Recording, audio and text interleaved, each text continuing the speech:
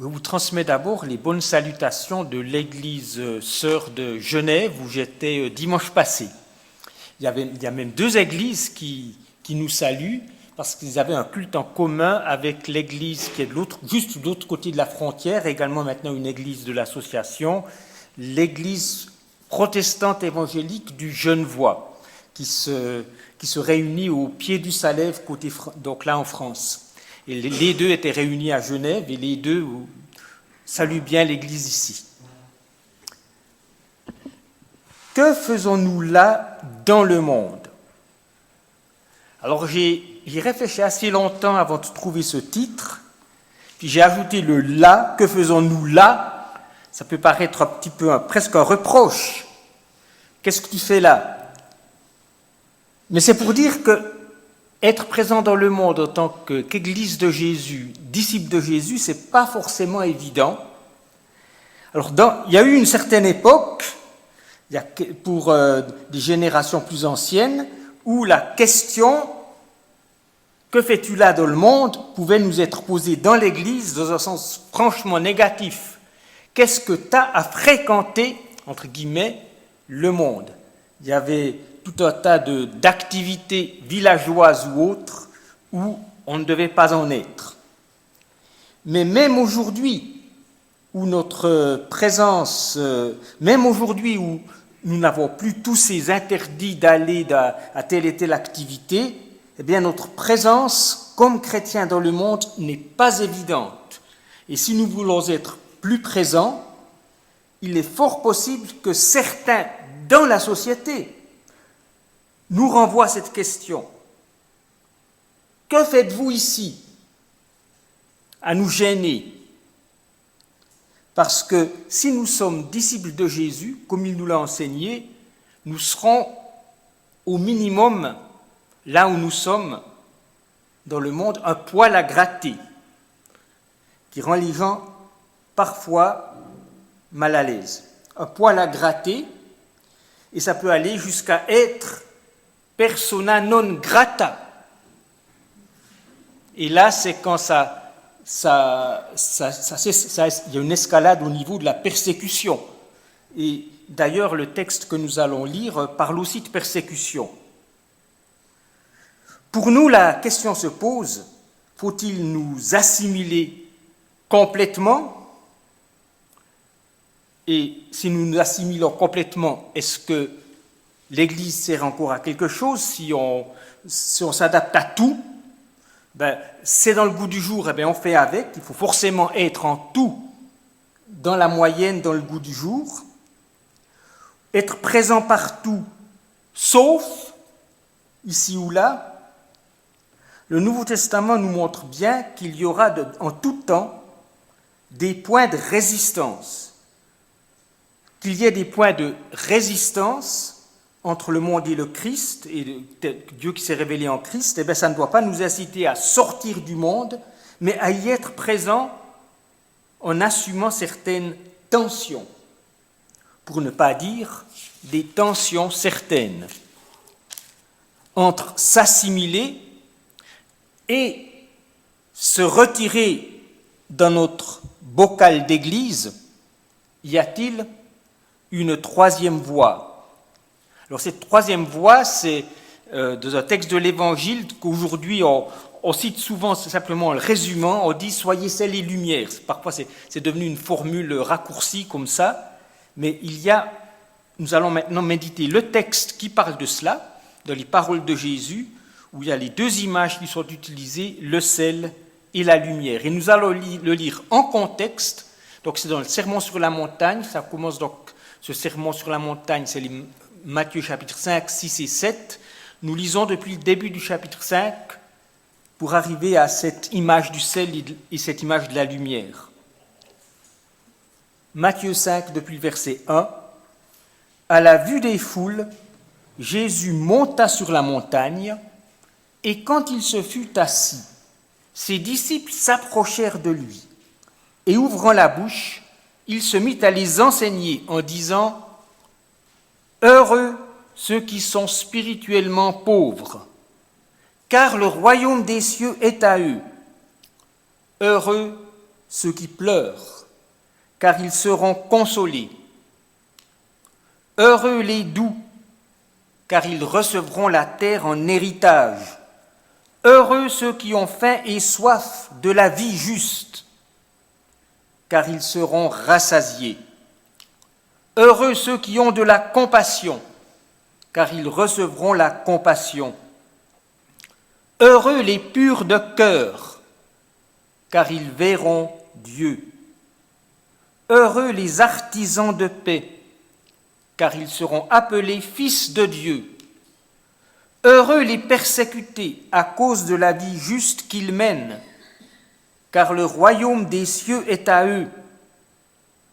Heureux êtes-vous lorsqu'on vous insultera, qu'on vous persécutera et qu'on dira faussement contre vous toutes sortes de mal à cause de moi. Réjouissez-vous et soyez dans l'allégresse. C'est ainsi, en effet, qu'on a persécuté les prophètes qui étaient avant vous. Et maintenant, ces deux images. C'est vous qui êtes le sel de la terre. Mais si le sel devient fou, avec quoi le salera-t-on ? Il n'est plus bon à rien qu'à être jeté dehors et piétiné par les gens. C'est vous qui êtes la lumière du monde. Une ville située sur une montagne ne peut être cachée, et on n'allume pas une lampe pour la mettre sous la mesure à grains, mais sur le porte-lampe, et elle brille pour tous ceux qui sont dans la maison. De même que votre lumière brille devant les gens, afin qu'ils voient vos belles œuvres et qu'ils glorifient votre Père qui est dans les cieux.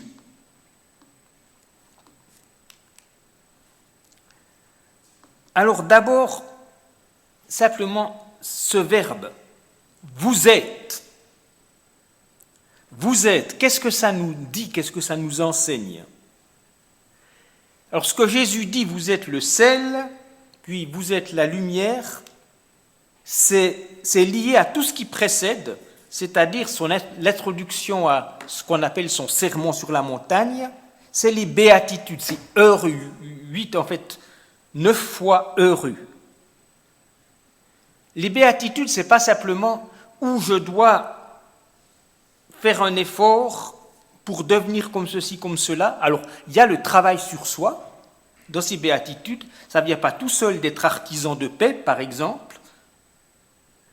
Ça ne vient pas tout seul de vivre la vie juste que Dieu nous demande. Mais au départ, tout cela est une grâce.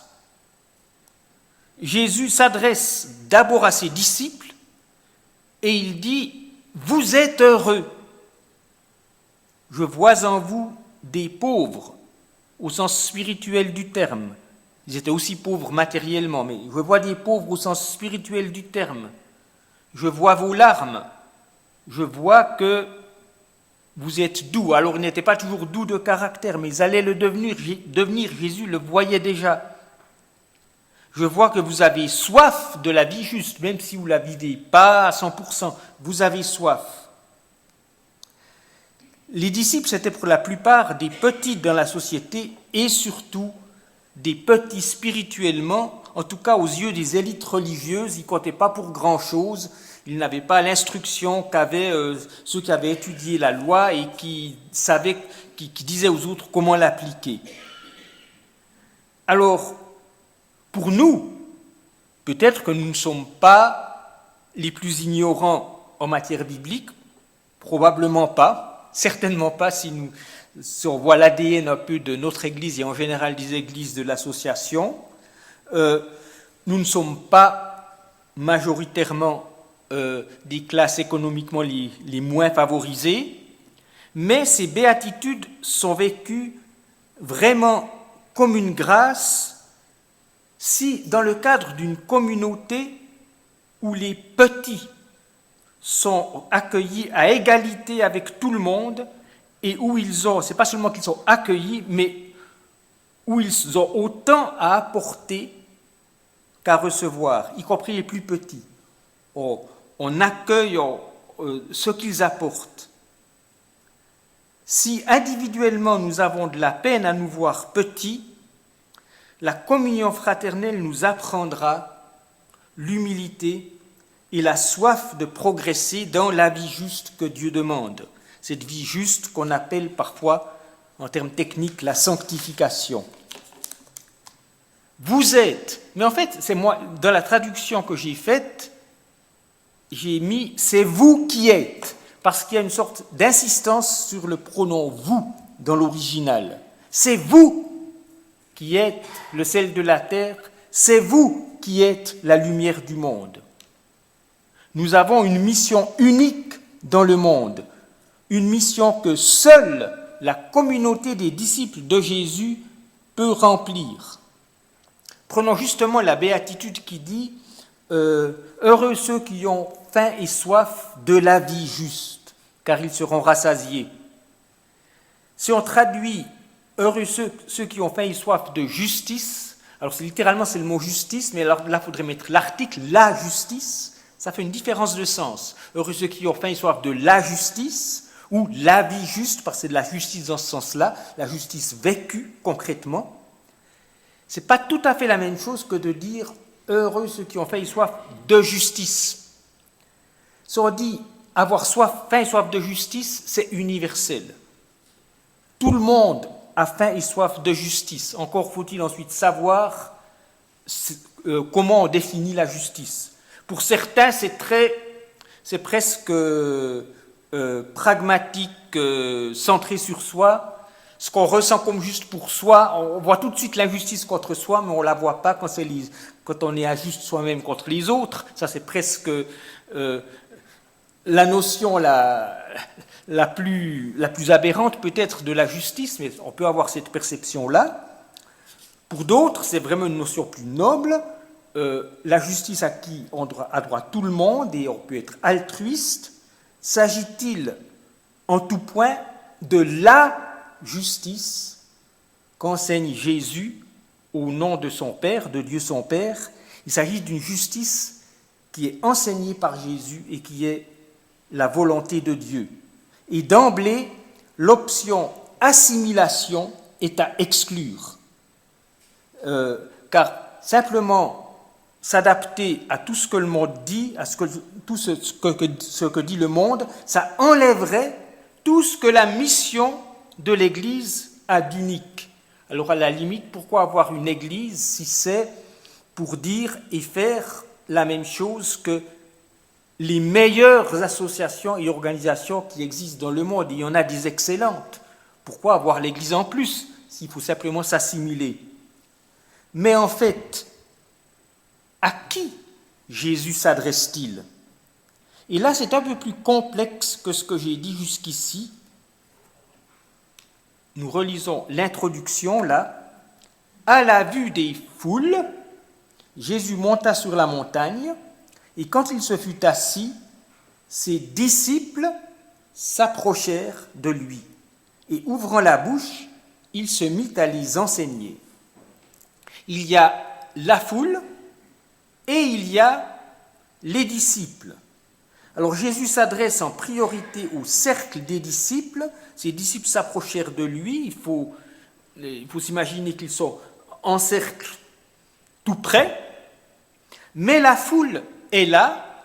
Et la conclusion, à la fin du chapitre 7, montre bien que la foule entendait. Elle était frappée par l'enseignement de Jésus, car elle enseignait avec autorité.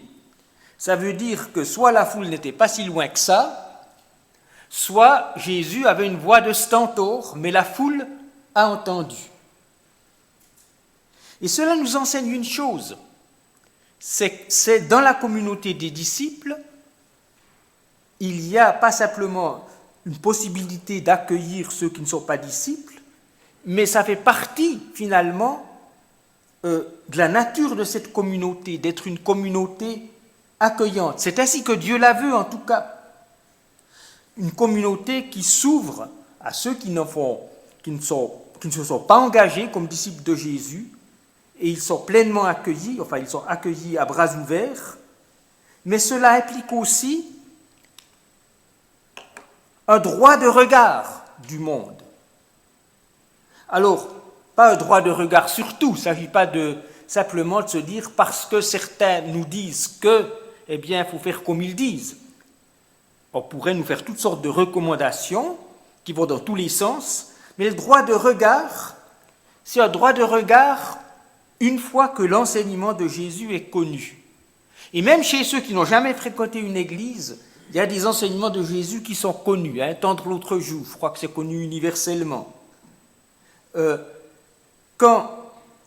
Sur l'enseignement de Jésus que nous avons reçu, le monde sait très bien voir si la pratique correspond à la théorie. Et c'est là que le monde a un droit de regard sur l'Église. Est-ce que vous mettez en pratique, est-ce que nous mettons en pratique ce que nous prêchons, ou tout simplement ce qui est dans nos évangiles et dans nos épîtres? Enfin, les évangiles sont généralement mieux connus que les épîtres dans la société en général. Est-ce que nous le mettons en pratique? C'est là le droit de regard du monde.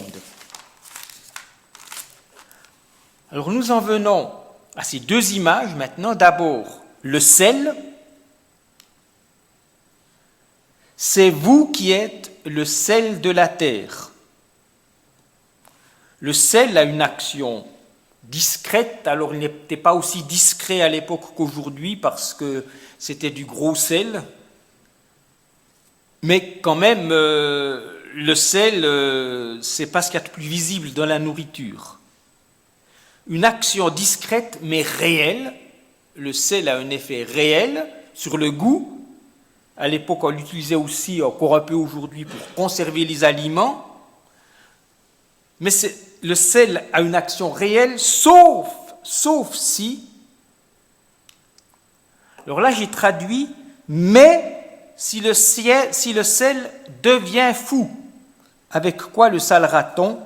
Il n'est plus bon à rien qu'à être jeté dehors et piétiné par les gens. » Alors peut-être, dans l'image, il y avait le fait qu'à l'époque, le sel, plus que le sel que l'on emploie aujourd'hui, pouvait perdre ses vertus, parce qu'il était mélangé à d'autres minéraux, et puis parfois, s'il était mouillé, eh bien il semble que les autres minéraux prenaient le dessus, puis c'était plus vraiment du sel. Mais, littéralement, le verbe qui est employé, partout ailleurs, il a le sens d'être fou ou de devenir fou. C'est-à-dire devenir fou dans le sens de devenir insensé, d'un comportement aberrant, qui n'est contraire de la sagesse. C'est le sens habituel de ce verbe. Alors on a souvent traduit, je crois, on traduit ici le sel perd sa saveur parce qu'on s'est dit, mais le sel ne peut pas devenir fou. Sauf que dans la manière d'employer les images en Orient, eh bien, il n'y a pas forcément cette séparation nette. Eh bien, d'abord, je développe l'image, c'est une belle parabole. Alors Jésus, la plupart du temps, il fait comme ça. Puis ensuite, il y a l'application, mais parfois, il faut la deviner. Ça s'applique à telle ou telle situation. Parfois, on mélange les deux.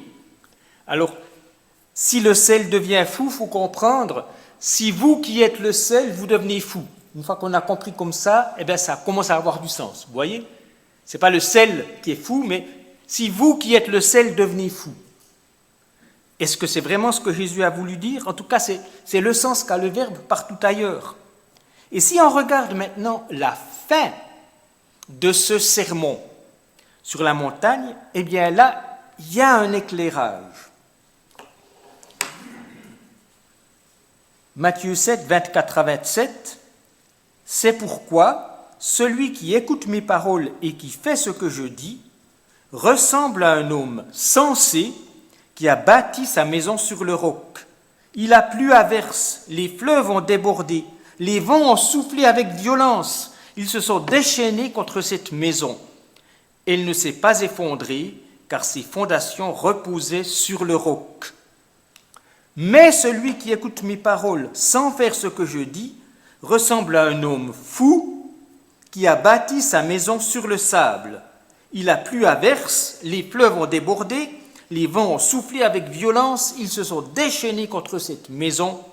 Elle s'est effondrée et sa ruine a été complète. » Il y a le sage en contraste avec le fou. Alors là, j'ai suivi plus ou moins semeur, et semeur traduit sage par sensé, et c'est vraiment le sens de ce mot. On parle d'une sagesse pratique, là. Il est question justement de mettre en pratique les paroles de Jésus, en particulier ce sermon sur la montagne. Sensé, et celui qui n'est pas sensé et qui ne met pas en pratique les paroles de Jésus, il est fou. Alors il y a là peut-être quelque chose de contre-intuitif. Est-il vraiment censé de suivre l'enseignement du sermon sur la montagne? Alors, tout le monde ne serait pas d'accord en tout cas. Tendre l'autre joue, aller l'amour des ennemis, peut-être chercher la réconciliation, mais aller jusqu'à aimer son ennemi, sans que ce soit réciproque, renoncer à l'autodéfense, semble-t-il, et puis les oiseaux et les lys des champs. Alors c'est un passage qu'on aime lire, regardez les oiseaux du ciel, ils ne sèment ni ne moissonnent, ils n'emmagasinent pas leurs provisions dans des greniers. Alors en fait, il y a des oiseaux qui emmagasinent, mais bon, ils donnaient l'image des moineaux, je crois. Et puis, et votre Père Céleste les nourrit.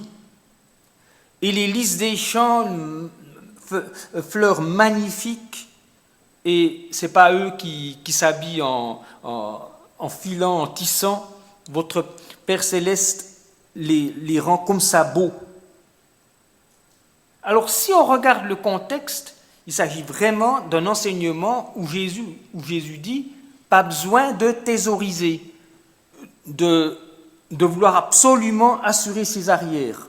Il s'agit vraiment d'une question économique. Alors, souvent, on peut l'appliquer à autre chose qu'aux soucis matériels, économiques, mais dans le contexte, il parle déjà dans les versets qui précèdent de biens matériels. Le contexte est économique. Est-ce que c'est vraiment censé de simplement faire confiance à Dieu en se disant si je n'ai pas thésaurisé, eh bien Dieu saura prendre soin de moi? Est-ce que c'est vraiment censé? Tout le monde ne serait pas d'accord. Et pourtant, si on regarde un peu plus loin, l'enseignement de Jésus est très sensé. Regardons aux questions économiques. Nos sociétés européennes, nord-américaines, qu'on dit occidentales, elles sont connues pour leur prospérité, mais on voit bien aujourd'hui, avec tous les désordres économiques et toute l'incertitude économique, que notre prospérité pourrait bien avoir une fin. D'ailleurs, la loi du progrès qui veut qu'on s'en sorte toujours mieux, qu'on soit toujours plus, au niveau d'une société, toujours plus prospère, cette loi du progrès n'est pas biblique. Et d'ailleurs, elle ne se vérifie pas dans le monde entier.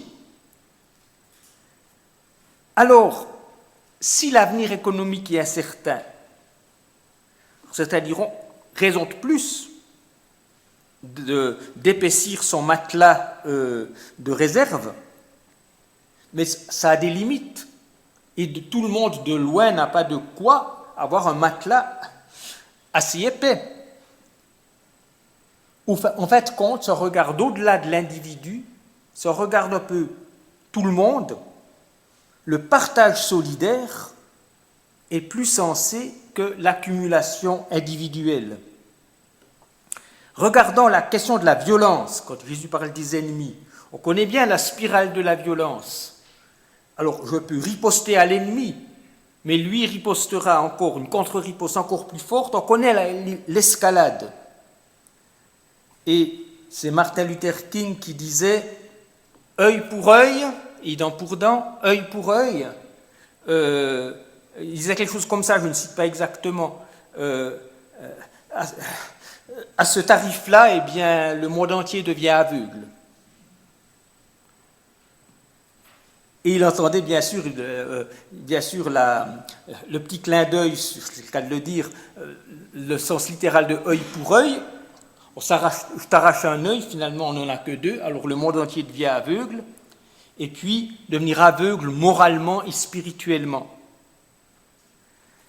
Et beaucoup de gens se rendent compte en fait que c'est ça la vraie sagesse, de couper net à l'escalade de la violence.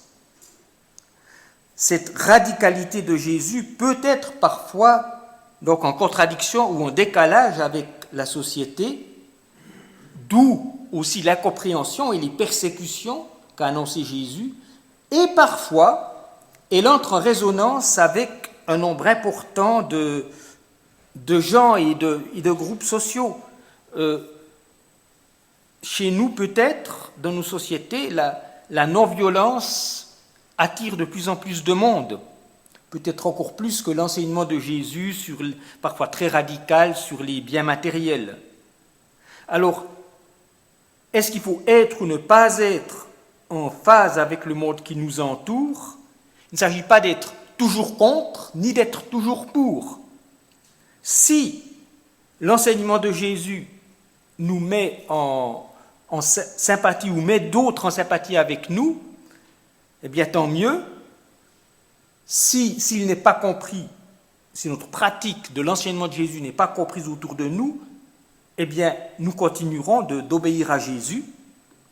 Le guide pour savoir si nous sommes en phase avec les gens qui nous entourent, le guide, ce n'est pas notre confort, mais c'est l'enseignement de Jésus. Ça, c'est pour le sel. J'ai surtout développé, il y a pas mal de choses qui s'appliquent aussi à la lumière, mais je viens à cette seconde étape, cette seconde image, la lumière. Versets 14 à 16, « C'est vous qui êtes la lumière du monde. Une ville située sur une montagne ne peut être cachée, et on n'allume pas une lampe pour la mettre sous la mesure à grains, mais sur le porte-lampe, et elle brille pour tous ceux qui sont dans la maison. De même que votre lumière brille devant les gens, afin qu'ils voient vos belles œuvres et qu'ils glorifient votre Père qui est dans les cieux. » Contrairement au sel, la lumière, c'est quelque chose à faire voir, ce n'est pas une influence discrète. Quelque chose à faire voir.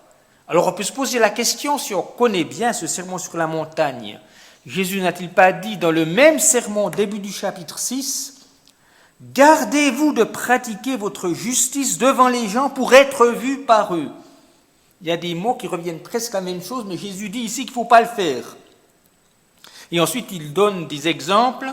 D'abord, donner aux pauvres, pas le faire pour être vu et félicité, donc au vu et su de tout le monde. Là, Jésus emploie une exagération un peu ironique, ne fait pas sonner de la trompette pour faire savoir à tout le monde, maintenant je vais donner à telle personne qui est pauvre. Mais bon, Jésus aurait pu employer au XXe siècle l'image du sac de riz, un certain politicien français qui se faisait film, qui donnait des livres, qui distribuait des sacs de riz, je crois en Somalie, avec toutes les caméras là qu'il filmait, puis c'était diffusé.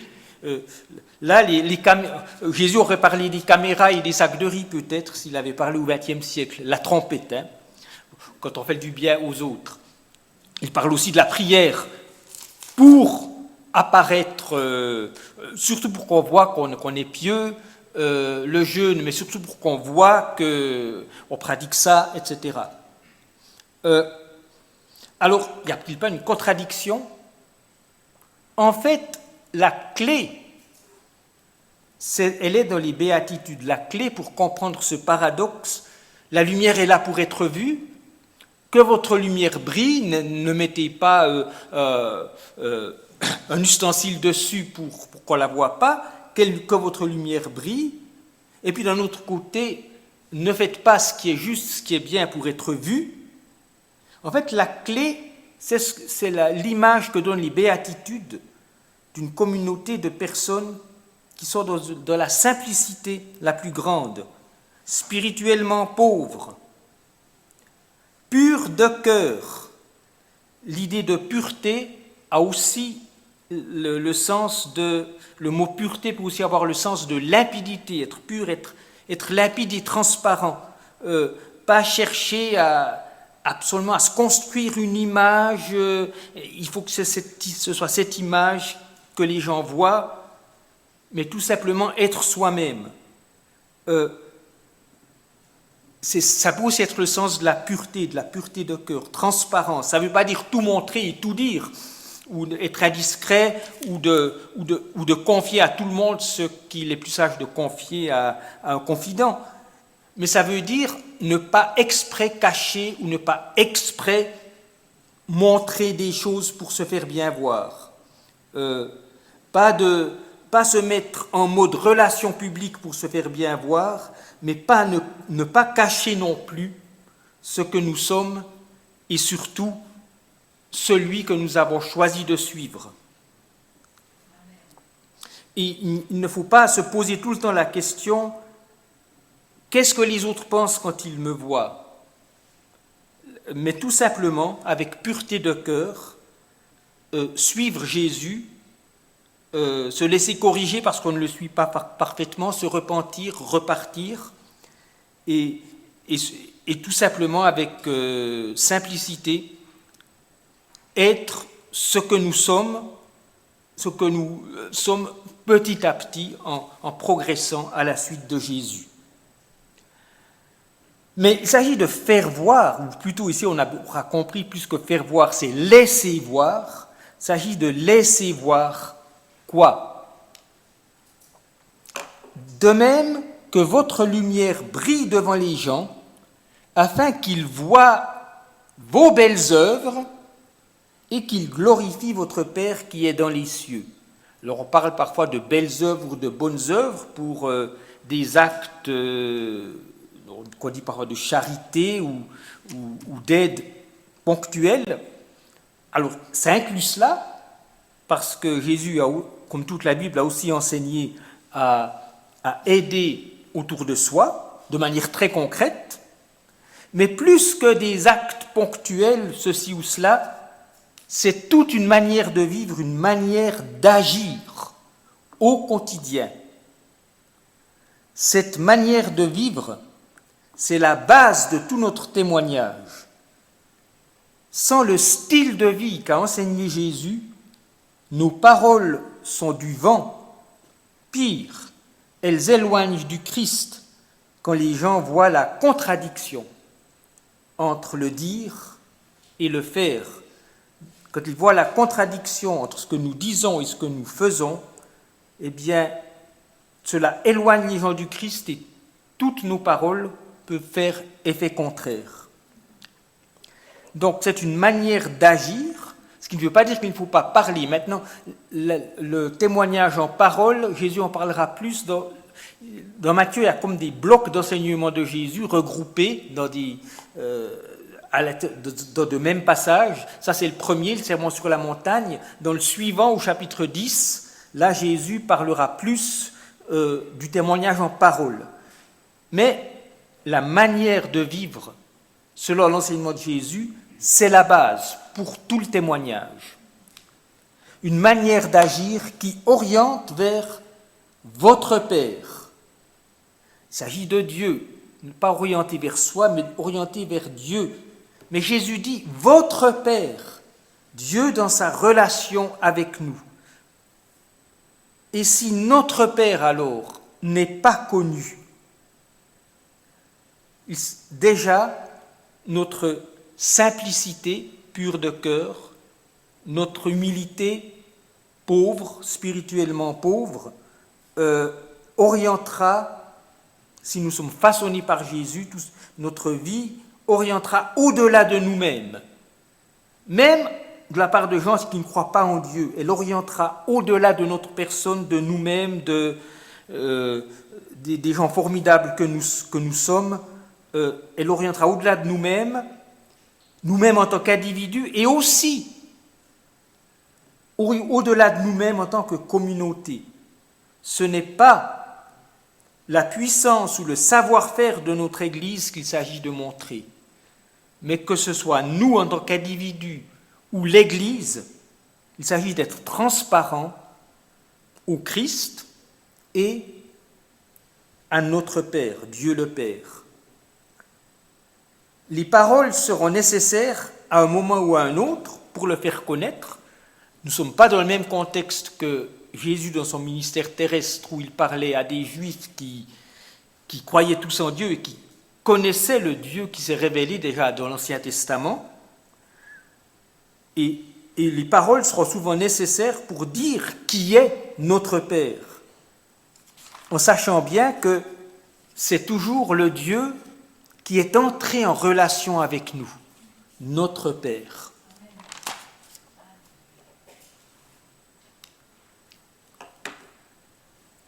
Alors nous sommes appelés à être pionniers.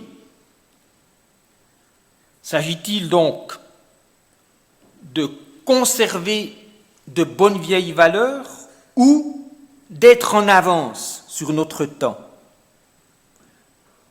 Le bon vieux monde, donc dont certains sont nostalgiques parce qu'ils pensent qu'avant la société était chrétienne, l'était-elle vraiment?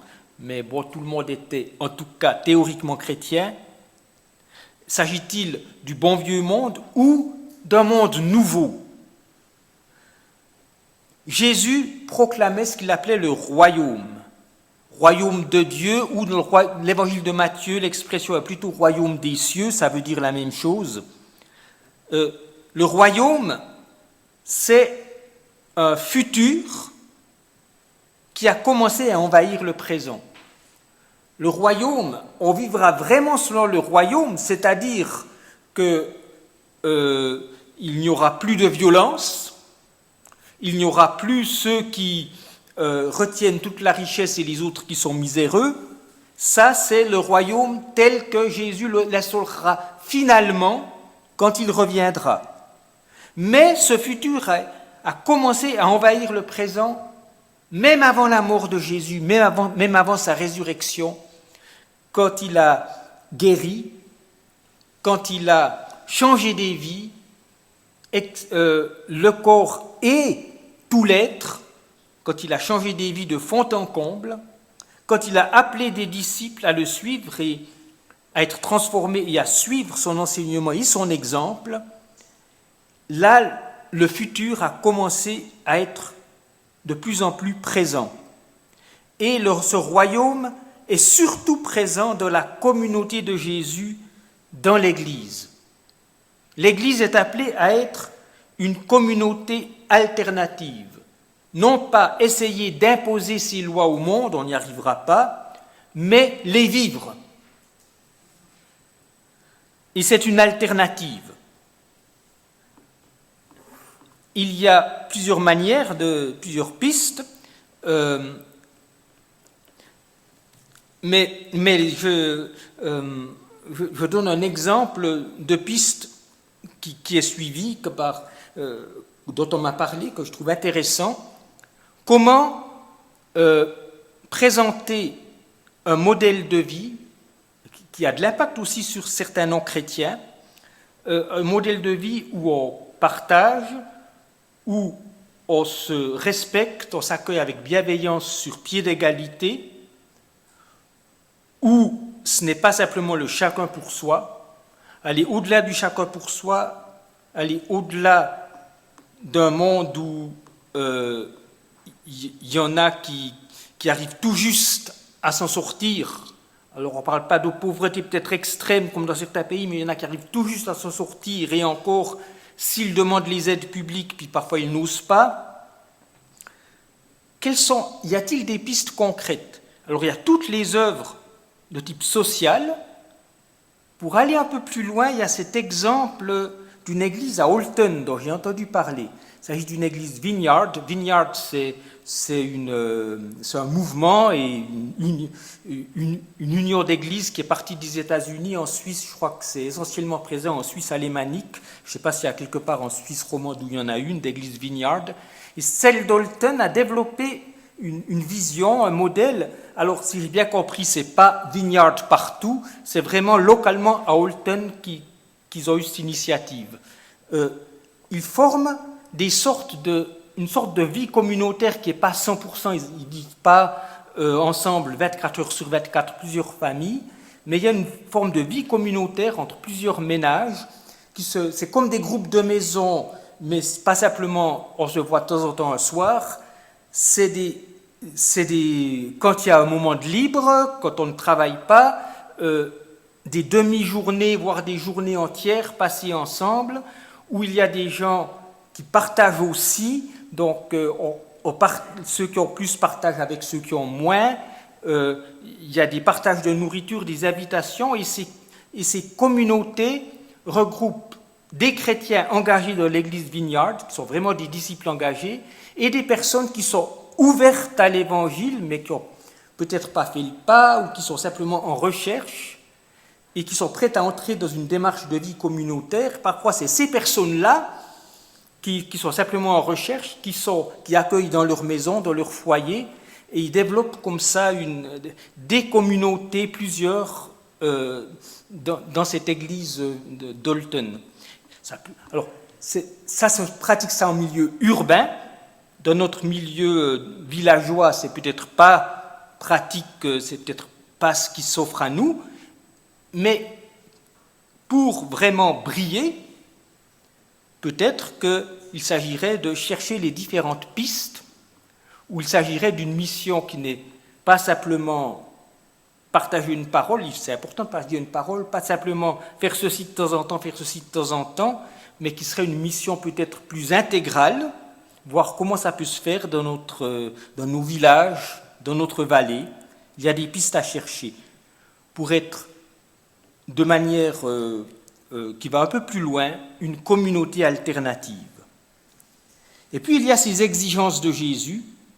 J'ai évoqué certains enseignements du Sermon sur la montagne. Ils paraissent inapplicables, trop difficiles. Mais Jésus a enseigné ça pour que ce soit pratiqué. Il le montre avec la parabole des deux maisons. Celui qui met en pratique, celui qui ne met pas en pratique. Nous y arriverons. Alors pas à 100%, nous retomberons toujours dans le péché, mais nous y arriverons, mais il ne faut pas le prendre purement personnellement, nous y arriverons ensemble.